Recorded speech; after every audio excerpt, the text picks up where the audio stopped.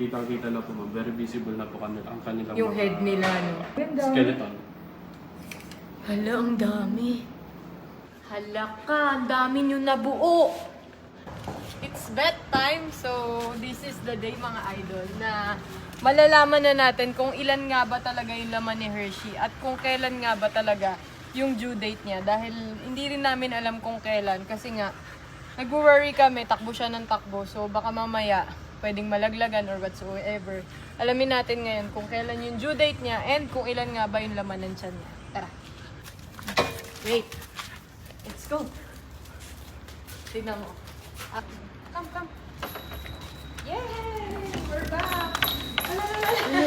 Papasok na natin si Hershey sa x-ray room. Unfortunately, hindi tayo pwede makapag-video doon. Pero malalaman natin mamaya yung result ng x-ray after na niyang pumasok sa loob. So, abang-abang lang tayo later kung ilan nga ba talaga yung magiging anak niya at kung kailan siya mga anak. Tara. Hindi ka gagamutin. Check lang. Halika na. Check lang ikaw. Halika na. Dito na siya. Tara mga idol, alamin na natin yung result ng x-ray ni Hershey dun sa room kung saan i-explain sa atin kung anong result ng x-ray. Ito, pakita ko lang po yung x-ray niya. No? So kung makikita po natin sa dorsoventral view, ito po yung head ng isang puppy. Ayan, head, vertebra, and then another head, vertebra. Pero may vertebra po tayo nakikita dito kaso hindi natin makita kung saan banda yung head po niya. And then sa second view, sa lateral view po niya, ayan. So, 5 po siya dito. So, 1, 2, 3, 4, and 5.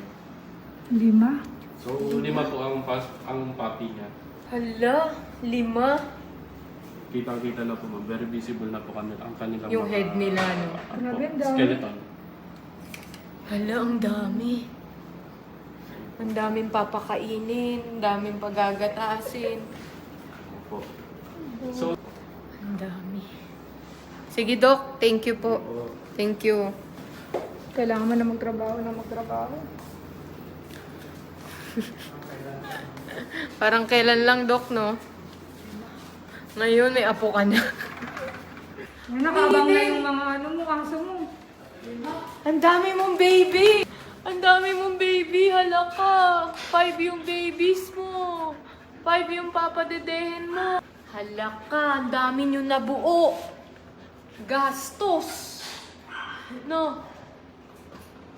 At eto na nga mga idol, nakauwi na kami ni Hershey. At syempre, meron tayo ditong bagong biniling whelping cage na tinatawag from MDC Steel and Aluminum. Dahil nga nasatisfy tayo dun sa unang cage na binili natin. Bumili ulit tayo para kay Hershey. At syempre sa mga 5 maliliit na dinosaurs na ilalabas niya soon. So, kita-kits tayo mga idol paglabas. Tignan natin kung ano magiging kulay at kung gaano ka-cute ba. Kamukha ka ba niya?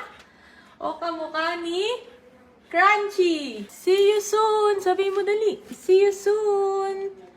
Kasama ng 5 maliliit na dinosaur ko.